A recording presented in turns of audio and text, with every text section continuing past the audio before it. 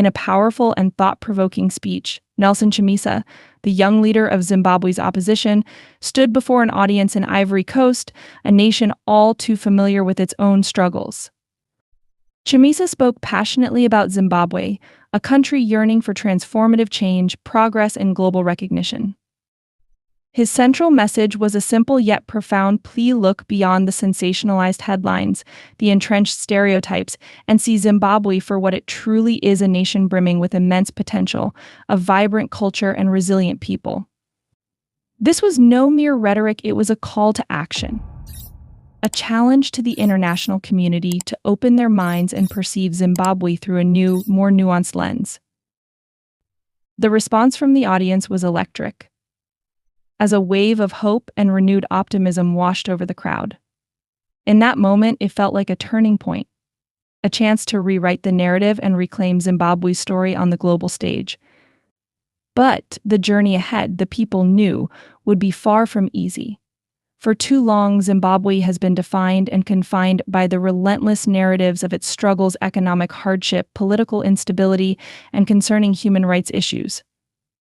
While these realities cannot and should not be ignored, they paint an incomplete and at times distorted picture of the nation. Lost in the cacophony of these headlines is the rich tapestry of Zimbabwe's culture, expressed through the vibrant and captivating mediums of music, dance, and art. Equally obscured are the breathtaking natural landscapes, from the majestic grandeur of Victoria Falls to the rolling hills of the Eastern Highlands.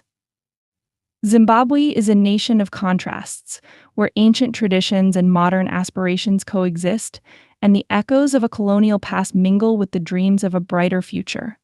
To truly understand and appreciate the fullness of Zimbabwe's identity, we must move beyond the superficial, oft-repeated narratives that have come to define the nation.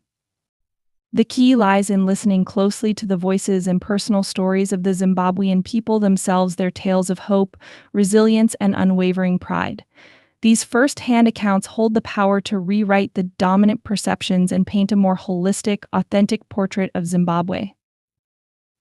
This journey of reclaiming and redefining Zimbabwe's narrative will be a long and arduous undertaking, but one that is absolutely necessary. It will require a collective effort, a shared vision for a better future, and a genuine willingness to engage with open minds and a sincere desire to learn. The people of Zimbabwe must take ownership of their own story, proudly celebrating their vibrant culture and sharing their remarkable resilience and aspirations with the world.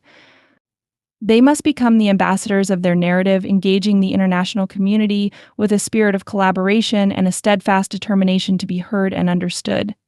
Together, through this collaborative effort, we can rewrite the narrative and usher in a new era of progress, prosperity, and hope for Zimbabwe, a nation that undoubtedly deserves to be seen, understood, and celebrated for the fullness of what it is, rather than the limiting confines of what it has been portrayed as.